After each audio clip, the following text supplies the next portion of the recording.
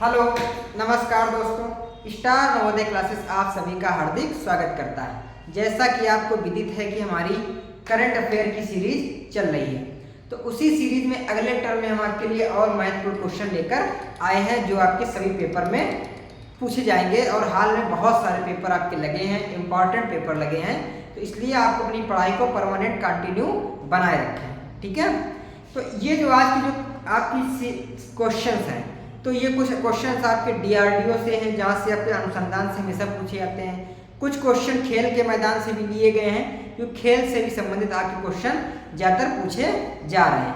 ठीक है, और एक दो क्वेश्चन आपके नवाचार और विज्ञान क्षेत्र से भी इसमें दिए गए हैं, जो आपसे बहुतायत पेपरों में पूछे जा रहे हैं। ठीक है, तो सभी मिला के आपको ऐसे 10 क्वेश्चन दिए गए हैं कि जो आपके हर क्षेत्र से लगभग आपको मैचिंग कर जाएं और आपके पेपर में उनके आने की संभावनाएं बढ़ जाएं, जिससे कि आपका नॉलेज भी बढ़े और आप परीक्षा में अच्छे से कर पाएं। ठीक है, तो चलते शुरू करते हैं।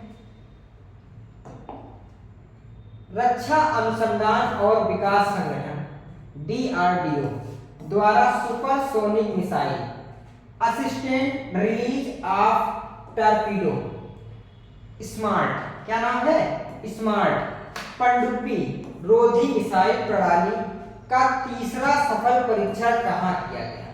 ठीक है, तो अब इसमें आपको 2-3 क्वेश्चन पूछ सकते हैं। हो सकता है डीआरडीओ का पूरा नाम पूछ दे, तो रक्षा अनुसंधान और विकास मंत्रालय, ठीक है, संगठन।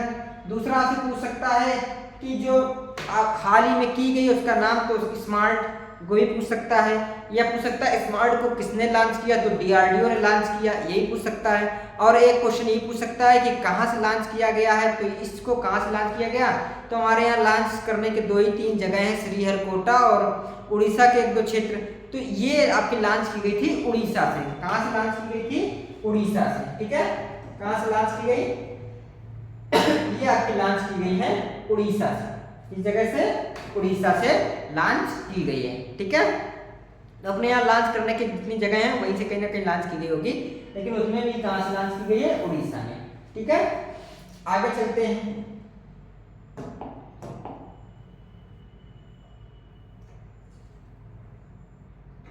भारत के पहले बहुउद्देशीय का मतलब होता है, बहुउद्देशीय का मतलब होता है कि ऐसा कोई प्रोजेक्ट जिससे एक साथ बहुत से उद्देश्य पूरे हो जाएं, तो उसको हम बोलते हैं बहुउद्देशीय।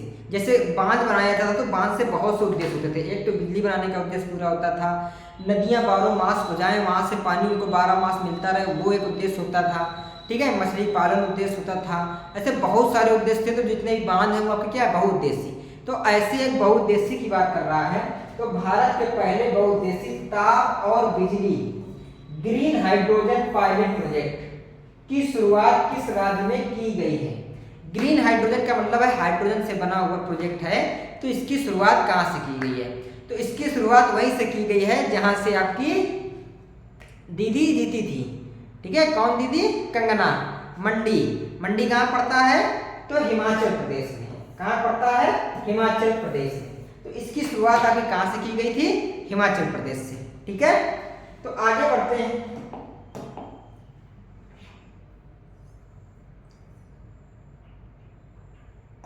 अगला क्वेश्चन है खेल के मैदान से। भारत ने संगाई में आयोजित तीरंदाजी विश्व कप 2024, कौन सा विश्व कप, तीरंदाजी विश्व कप 2024, चरण 1 में कितने पदक जीते हैं, तो कुल कितने पदक जीते हैं चरण 1 में, उसकी बात कर रहा है। तो ये आपके कुल पदक कितने जीते हैं, तो कुल पदक आपके जीते थे 8। कितने पदक जीते हैं, 8 पदक में 5 आपके स्वर्ण पदक, 2 रजत पदक और 1 कांस्य पदक। 5 स्वर्ण, 2 रजत और 1 कांस्य पदक जीता था। ठीक है, तो ये आपके हाल के क्वेश्चन उससे आए हैं। आगे चलते हैं।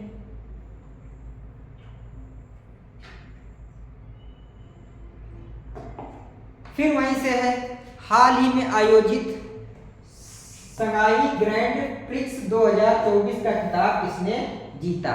ठीक है, तो संगाई की ही बात कर रहा है फिर, लेकिन प्रिक्स खिताब किसने जीता, तो ये खिताब आपका जीता था मैक्स वेरस्टैपेन। मैक्स वर्स्टमैन ने ये किताब को आपका जीता था, ठीक है, और ये भी संगाई से संबंधित ही क्वेश्चन आपका दिया गया है। आगे चलते हैं अगले क्वेश्चन की ओर।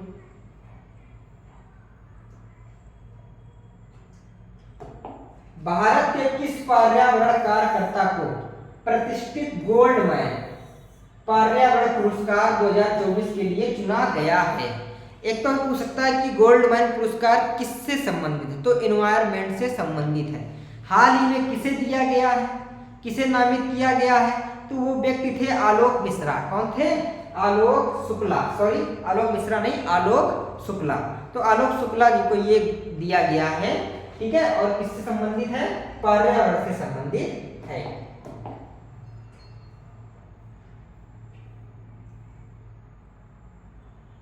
ठीक है, ये क्वेश्चन रिपीट हो गया है। आगे चलते हैं। विश्व बौद्धिक संपदा दिवस 2024, ठीक है, विश्व बौद्धिक संपदा दिवस 2024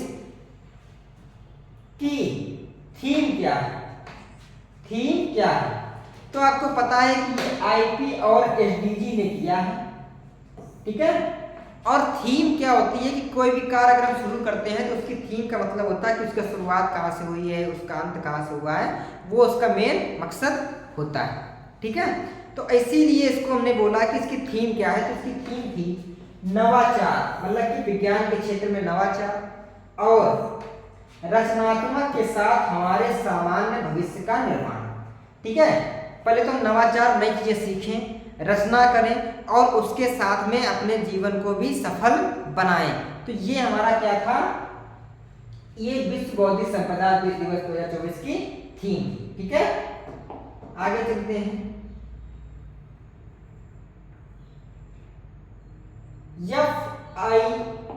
FIDE कैंडिडेट्स शतरंज टूर्नामेंट का खिताब किस भारतीय ग्रैंड मास्टर ने जीता और सबसे कम आयु में जीतने का रिकॉर्ड बनाया है? पहली बात तो भारतीय ने जीता है, दूसरी बात सबसे कम आयु में जीता है, उसका भी एक रिकॉर्ड है। हो सकता है आपसे डायरेक्ट पूछे कि सबसे कम आयु में किसने जीता है, ऐसे पूछ सकता है। किस भारतीय ने जीता, ऐसे पूछ सकता है। तो ये आपके भारतीय कौन है? डी गुकेश। कौन है? डी गुकेश, ठीक है। कौन है? डी गुकेश, ठीक है। आगे चलते हैं।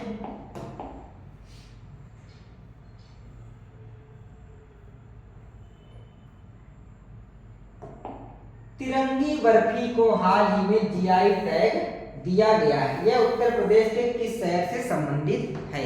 तो जीआई टैग से क्वेश्चन आता ही आता है, ठीक है।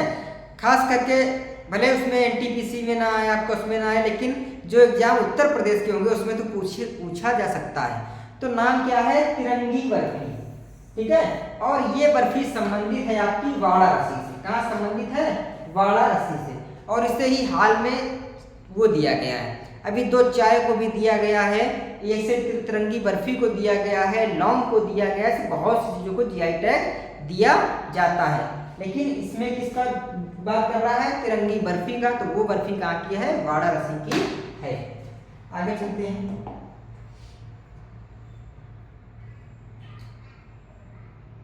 अयोध्या में सूर्य तिलक कार्यक्रम में किस भारतीय संस्थान ने अहम भूमिका निभाई? इस क्वेश्चन को सिर्फ इसलिए लाए हैं कि ऐसे क्वेश्चन हमेशा से पूछे जाते हैं और लोग उसमें आईआईटी को लगा के आते हैं, ठीक है। लेकिन जो सूर्य तिलक किया गया था इसमें आईआईटी का योगदान कम था। महत्वपूर्ण भूमिका जो निभाई थी तो वो आपका था इंडियन इंस्टीट्यूट ऑफ,